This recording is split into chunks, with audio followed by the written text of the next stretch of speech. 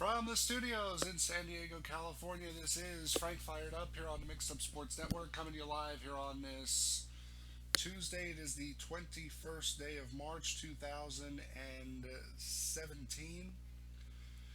As we get set to go today, not a lot going on, at least in New York, but in the world of sports, there is a lot to discuss, including the main topic of discussion in the NBA, which has become sitting players. Now, in a moment, we're going to hear an audio clip from LeBron after Saturday's loss to the Clippers. Pardon me.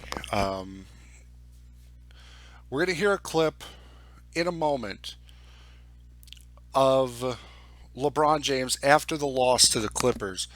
And I really want you to pay attention to it because he brings up a couple of points about other teams and other players, and how he makes this news. Now, the funny part of this whole situation is how LeBron just seems to be thinking about himself.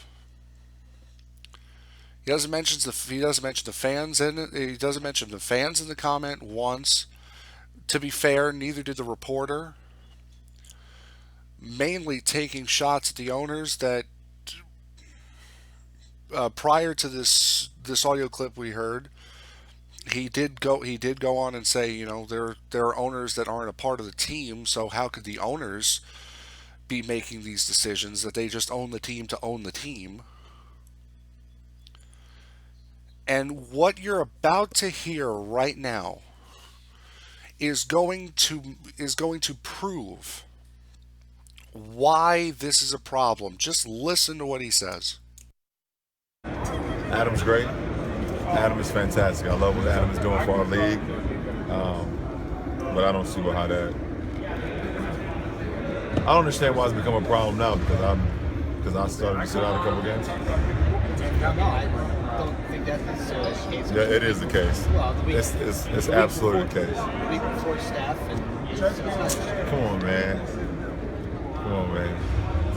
You guys know the real. yeah. Listen, Pop been doing this for 10 years, 12 years, 15 years. And everybody was like, you know what? That's the smartest thing Pop has ever done. Give us guys a couple games off, and here they go, 5 championships. It's the smartest thing.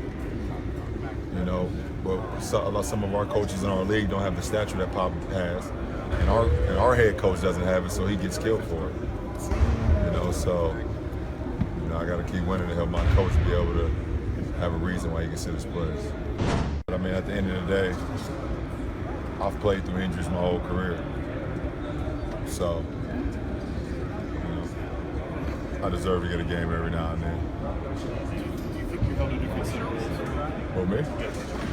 I don't want to start that. I don't want to start that conversation that I'm held to a different set of rules. Because I'm not. I'm one of, I don't know how many guys we got in the league today, 450 maybe. I just know the conversation gets a little bit more talked about when I'm a part of it. Now, at the end of that, he goes on to say that the the conversation is brought up a lot more when he's a part of it, and he's definitely right about that. This is a big story because it is LeBron. This is a big story because it is one of, if not the most recognizable name in the NBA today, and there are a couple of players that are on that level right now. But he brought up Greg Popovich and how he thought saying that people thought that resting his players was an absolutely ingenious idea. It was, because you're talking about players that are in their mid-30s that have championship caliber play left in them, and on a team that is constantly in the hunt. Again, we're talking about players in their mid-30s, not LeBron James, who's 32. Okay, so maybe, yeah, you got that a little bit. But definitely not Kyrie Irving, who's my age at 24. Why does Kyrie Irving at 24 years old need to rest? LeBron doesn't even need to rest. He's 32. When Pop started to sit Parker and Duncan and Ginobili, they were 35 and older.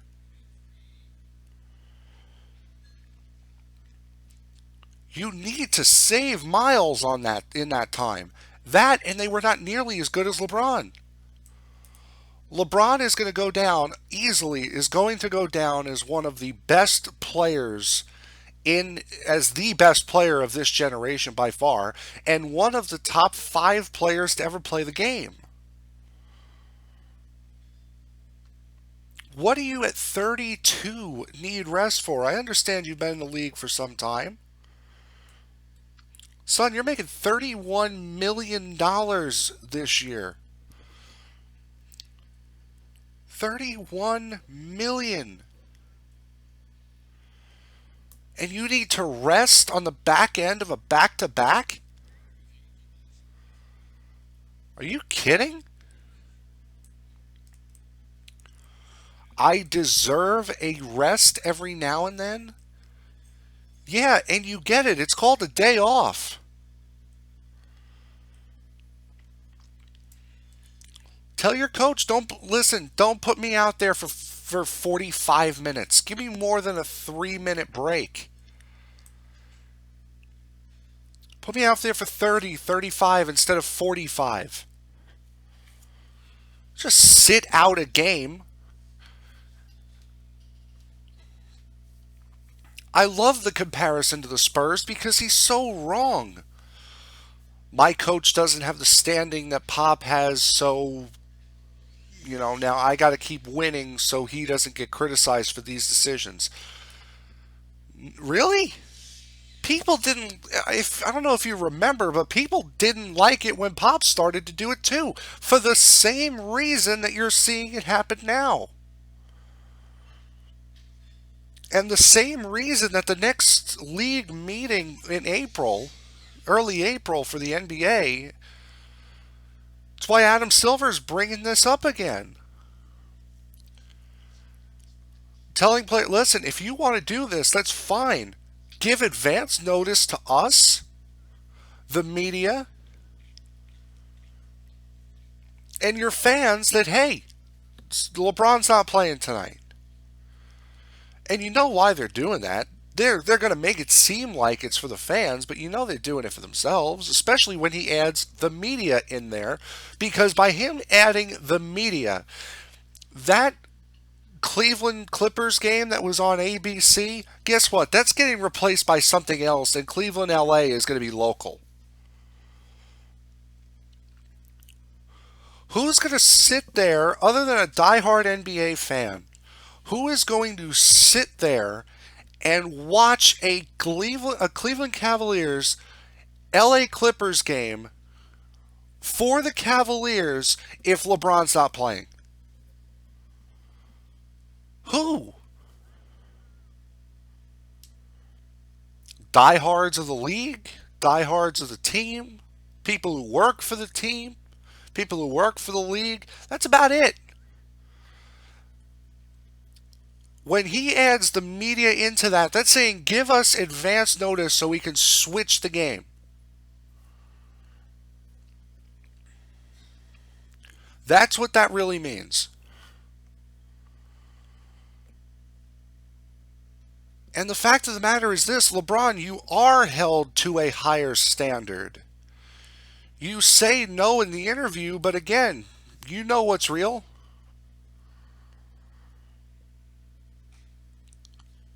You know how it is. Yes, of course you are held to a higher standard. The best player in the league. People don't go to games to watch James Jones and Channing Frye and J.R. Smith. They go there to see you. They go there to see Kyrie Irving. You have people all over the country that go to one game to see one person, and that is you.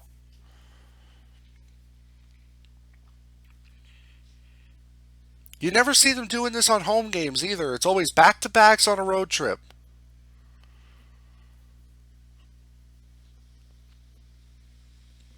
I've said it for months now. The players have too much power, too much say so in what goes on.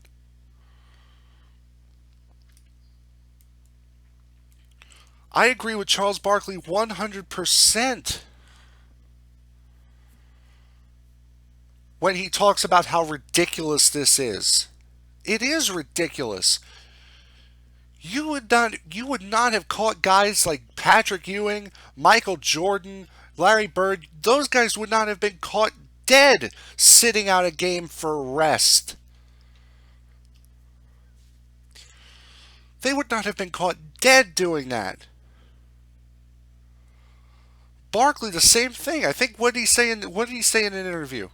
He said, "I of course I wanted rest, but I played back to backs on the going from road to road, sitting in coach, and I played both games." That's the league. That's how the league has changed. This league has changed and has changed for the worse. No doubt about it, it's changed for the worse.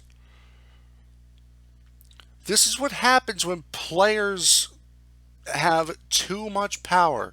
This is what happens when you put a commissioner in Adam Silver in who is more of a player friendly guy. None of the players like David Stern because David wasn't on their side. He thought of the owners, which is what you need to do. As Colin Coward said this morning, great businesses, which is what every team is. Every sports team is a business. Great businesses succeed because of strong ownership and strong backing for the ownership. Competent ownership. Look at the Knicks, the Jets, the Browns. What do all of those teams have in common? Incompetent ownership.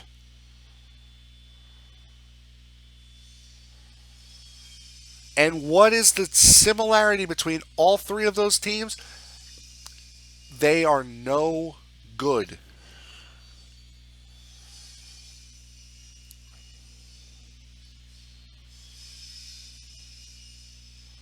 So, yeah, this is partly an ownership issue. This is partly Adam Silver's issue. This is definitely a player's issue. Again, like I said before, like I've been saying for months, this is what happens when you give players too much of a leash.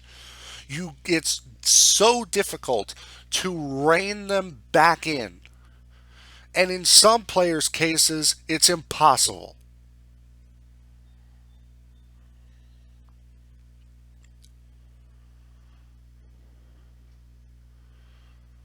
What is this go? I mean, LeBron's, of course, he's not thinking like an owner because he's not one.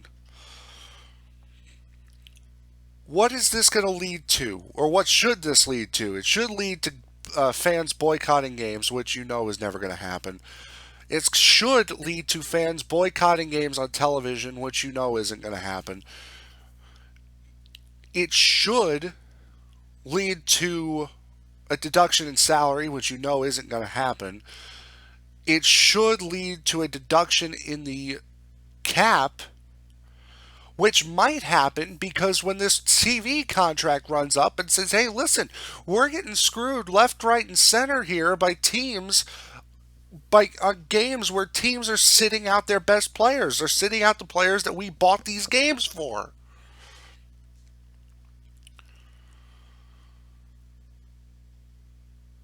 So when the TV contract comes down, guess what? The salary cap goes down again, which means player salaries go down again, and that's when you start reining players back in. You don't think money and the media rule in this situation? Of course they do. Media keeps shelling the NBA more money. The players are going to get more money. They're going to feel as though they have more power. They're going to do whatever the hell they want. Then all of a sudden, the media starts to realize, oh, wait, we're losing money. So now this next contract, we're going to give you less. That means now the NBA's got to find that money from somewhere else. They lower the cap, player salary gets dumped, and now the players have less power. That's the way it's going to work. Keep raising the salary cap though. Keep raising these player salaries.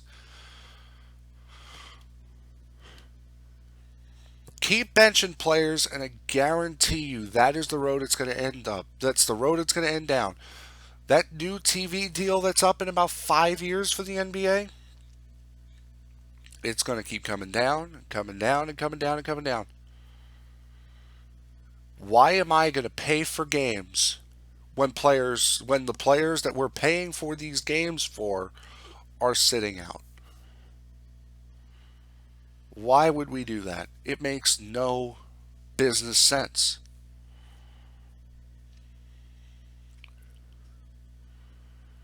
And again, to bring up Pop, yeah, there was backlash when he started to do it. But when you're resting guys who are all over the age of 35, then you get it.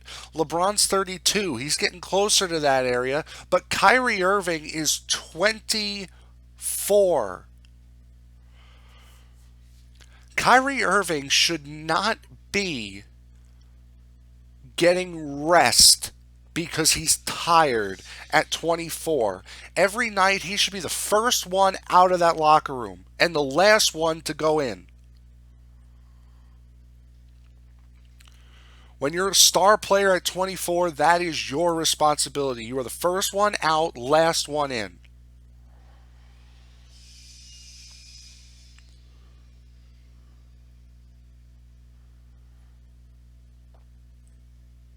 And you see it's happening already. Ratings for the NBA are way down this year. Gee, I wonder why. Well, guess what? You got to look into it on Saturday night. It's an absolute disgrace. It really is.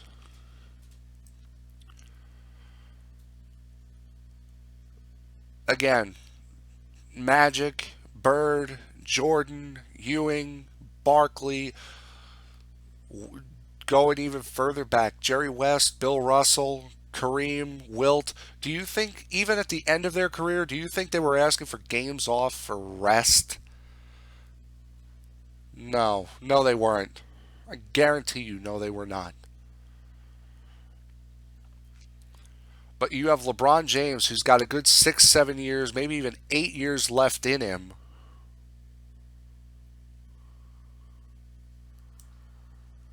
As a high quality player in this league, taking games off because he's tired.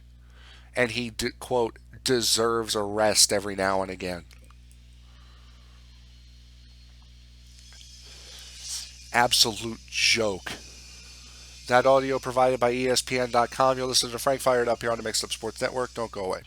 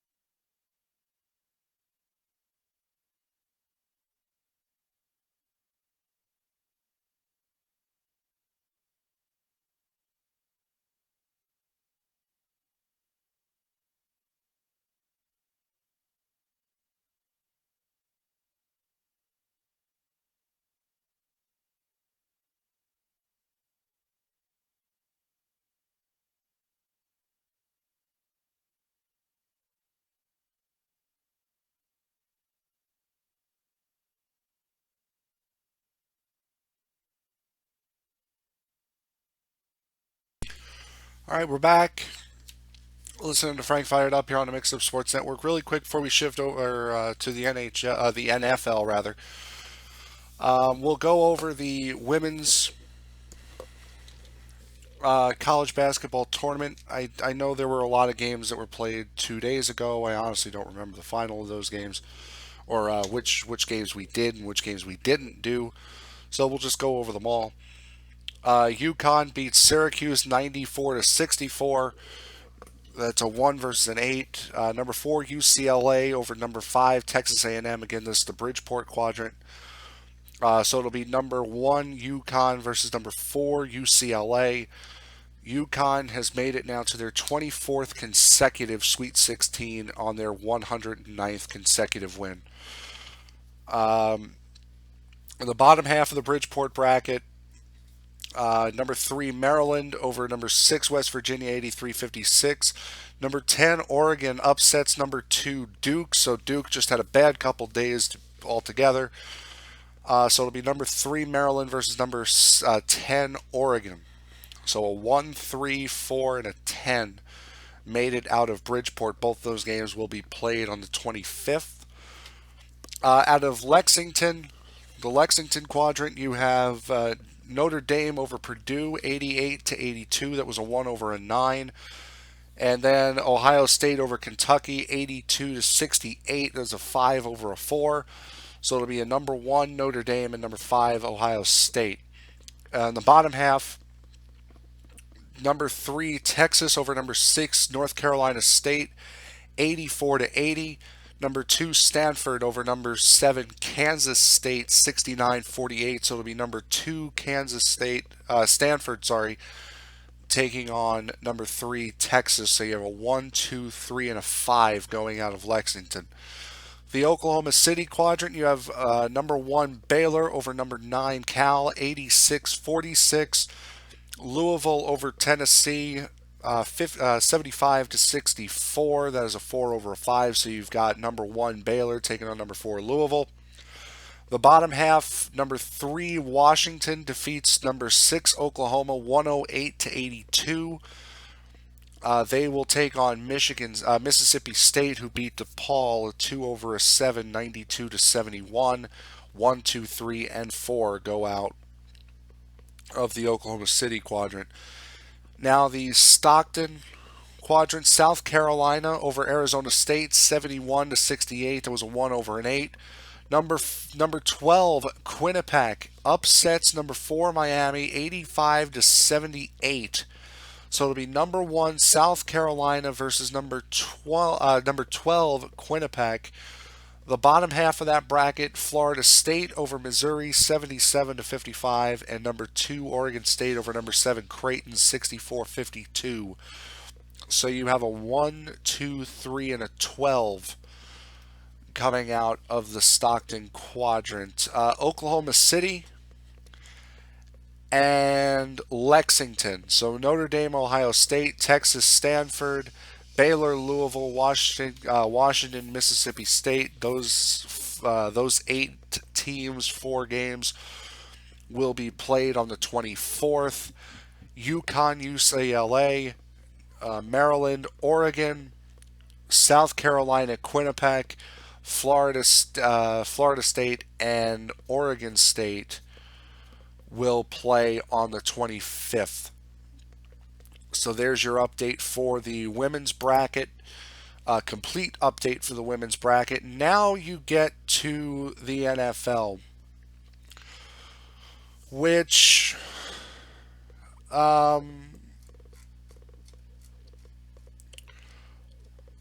may have gone on a little bit of a rant yesterday about the Jets looking at Josh McCown and actually meaning Chase Daniel. Well, it turns out they were actually looking at Josh McCown also. I knew that name came up for a reason in my head. The Jets will go into 2017 with a new quarterback and will go into 2018 with a new quarterback, head coach, and general manager. The fact that the New York Jets got Josh McCown, and I understand you looking at it from, okay, this is going to be a 1 year filler. This adds in now a three-way competition at the quarterbacking spot. You now have three guys. You now have a veteran quarterback for at least 1 year to help with this team that has been absolutely unstable, has been absolutely atrocious over these last couple years. Now you bring in Josh McCown, who has an NFL starting record of 18-42. This just guarantees you that the Jets are going to be dreadful next year. You will probably see McCown, Petty, and Hackenberg start games next season. The team is going to be an absolute disaster. The question now is, are you at least going to be able to compete? And there were a couple of games where, whether because the team quit, whether it's because they just weren't up to the task, there were a couple of games last year. Indianapolis on Monday night, definitely one of them. The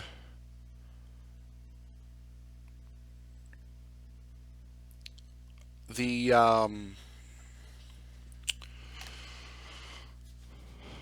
the New England game, what was it, 38-3? That was definitely another game where they just were not competitive, looked disinterested.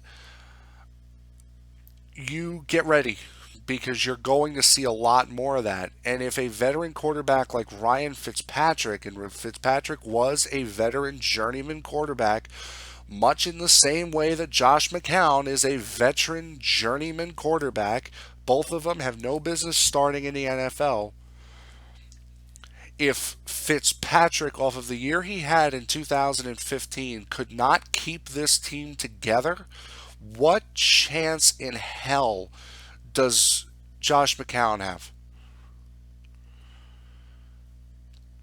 In fact, it could probably be worse, especially between Sheldon Richardson and Muhammad Wilkerson, who for the most part were in the middle of it all last year. You had the Snapchat from Sheldon Richardson come out last year. They were both suspended. They were both benched for a half or for a quarter for constantly showing up late to meetings last year. This is all stuff that happened under a veteran quarterback in Ryan Fitzpatrick last year. What chance do you honestly think McCown has of changing the culture of this team? If anything, he is a guy that team would respect less than Fitzpatrick. You knew Fitzpatrick wasn't coming back, but can you find somebody that has had some form of success in this league? That's why Jay Cutler would have been a good fit. And you cannot come in and complain to me that the price would have been too high, because this goof is getting $6 million for 1 year, with, after bonuses and incentives, could be as much as 13. Well, really 11.5, because $1.5 million bonus for winning the Super Bowl. Are you freaking kidding me? I agree with Carton from this morning. If McCown takes this Jets team to a Super Bowl and wins it, Woody should just give him Johnson & Johnson. Forget about a $1.5 million bonus. Just give him your entire company. Because if he does that, he will have earned it. That is not a $1.5 million bonus worthy. And this happens 1 day short of 5 years since the Jets signed Tim Tebow. The Jets signed Tim Tebow 5 years ago today. And they signed Josh McCown yesterday. 4 years and 364 days after signing Tim Tebow, you get this goof. I mean, and honestly, it's bad when the last successful quarterback that this team had was Mark Sanchez. That's a scary thought for any Jet fan, isn't it? The last time we were any good was Mark Sanchez. I'd be rolling over if I were a Jet fan and I heard that. It's just constantly a disappointment from this team. And is there really is there really any doubt now? If okay, I've been saying if the Jets do not improve off of last year, both McCagnon and Bowles are gone. I think what they've done is they have agreed to let Woody Johnson throw this year away in an attempt to really go after it next year. So I will do this favor for McCagnon and Bowles. If the Jets do not win 10 games in 2018, they're gone. Because what you've done is you've gone from being one game out of a playoff to a going in 2015 to a disgrace of a team in 2016. You're obviously throwing 2017 away. Now 2018 is the year you guys better make the playoffs. You have to anything other than the playoffs, you guys are fired. Period. That would be the standard that you have to have for 2018 now. And trust, I've gone through this with the Mets. Oh, well, 2014 is just a stepping stone to 2015. We just got to get through this year because next year will be better. We did that for 13 into 14, 14 into 15, and in 15 we finally did something with it.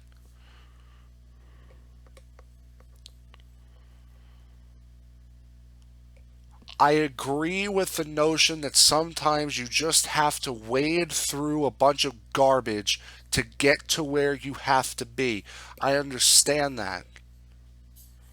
Because again, it wasn't long ago that I was living through it with the Mets.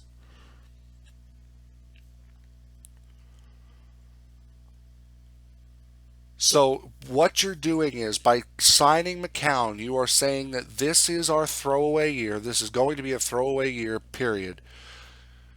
Try to get a high draft pick next year because really there aren't going to be many teams worse than us. We'll probably be in the top five next year in the draft. We've cleared up a ton of cap room this offseason that we're going to use for next year's free agency. We're going to try to get the best draft picks we can for next season.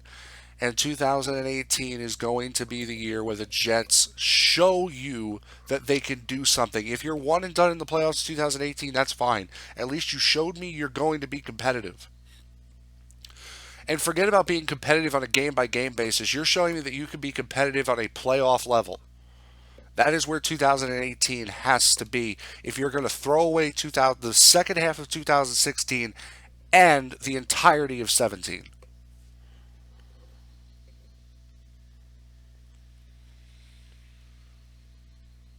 Because there's no patience in this town. You have to win. And if you don't win, somebody's head is going on the chopping block, and it's going to be both of those goofs if it doesn't change up. Back after this.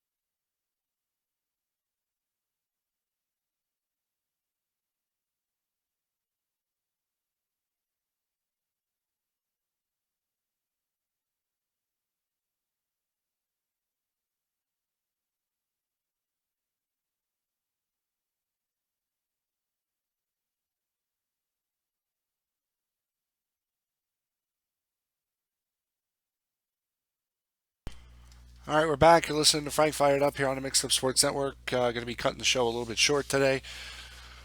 Really quick before we move on, the Giants signing veteran running back Sean Drawn. I'm assuming that's how you pronounce his name. Robinson also re-ups 1 year deal worth up to $4 million. As of today, the Giants' available cap space is $12.2 million. Now that number does not include the contracts of Hertzlich, Geno Smith, Valentino Blake, and now Drawn and Robinson. Those are the new ones that have just been added on. I would assume that the rest of that money is going to be going to a kicker. Since Robbie Gould signed with San Francisco, now the Giants effectively do not have a kicker at the moment.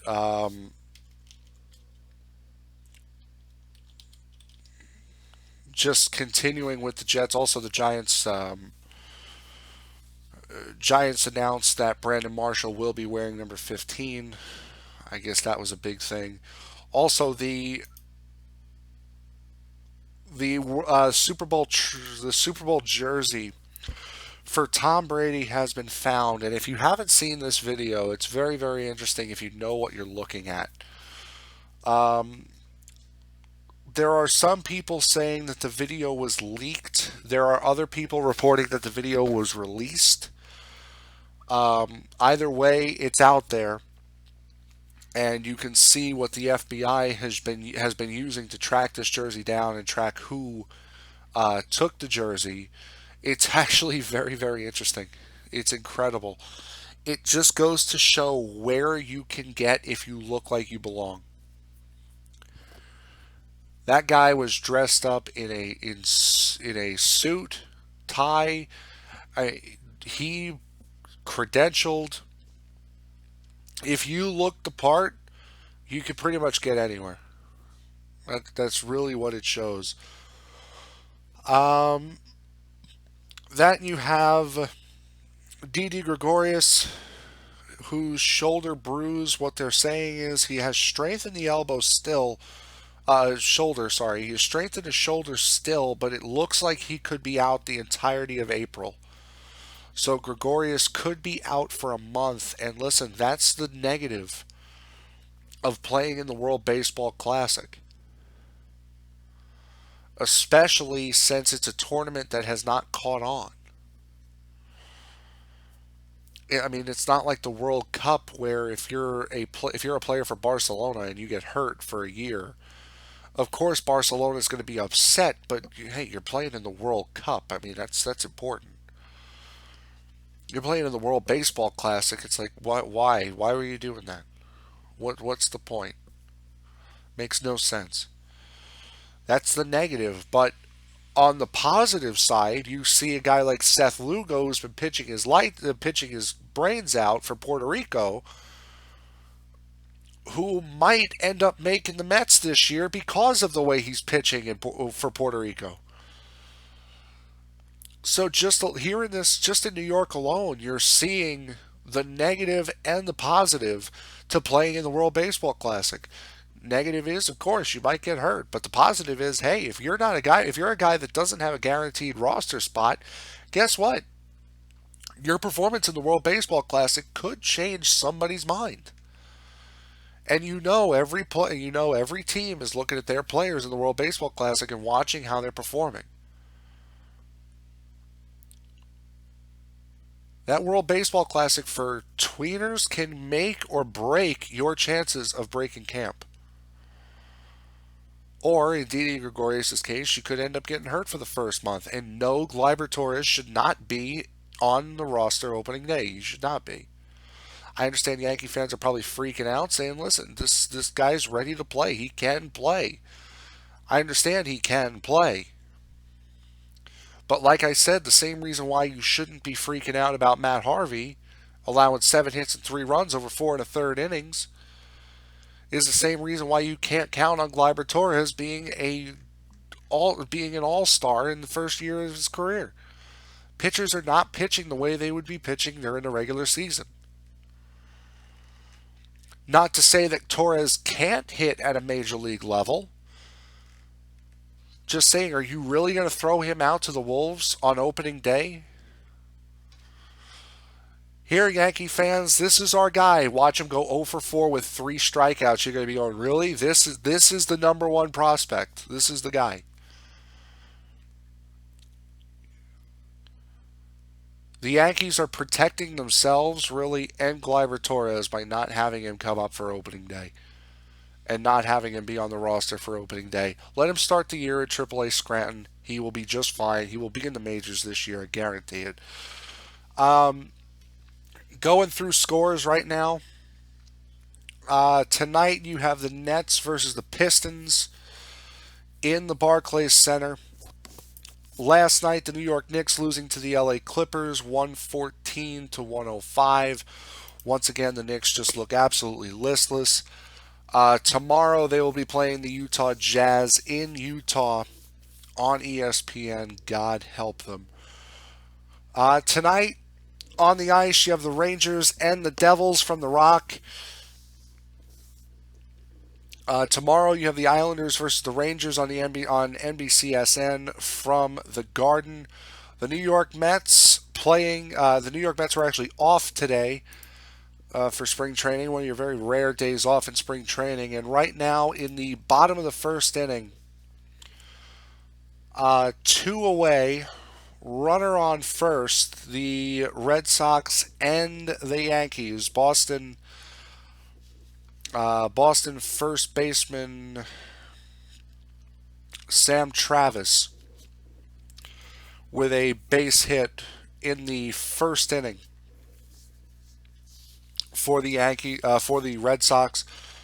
Lineups tonight: you have Hernandez, Benintendi, Travis, Bradley Jr., Leon, Berens, Dominguez, Bogusevic, and Miller for Boston, with Chris Sale on the mound. For the Yankees, it's Ellsbury, Sanchez, Castro, Holiday, Carter, Hicks, Judge, Torres, and Tejada at third, with Brian Mitchell pitching for the Yankees this evening. So that'll do it for me today. I hope you guys enjoyed, and I will see you guys tomorrow.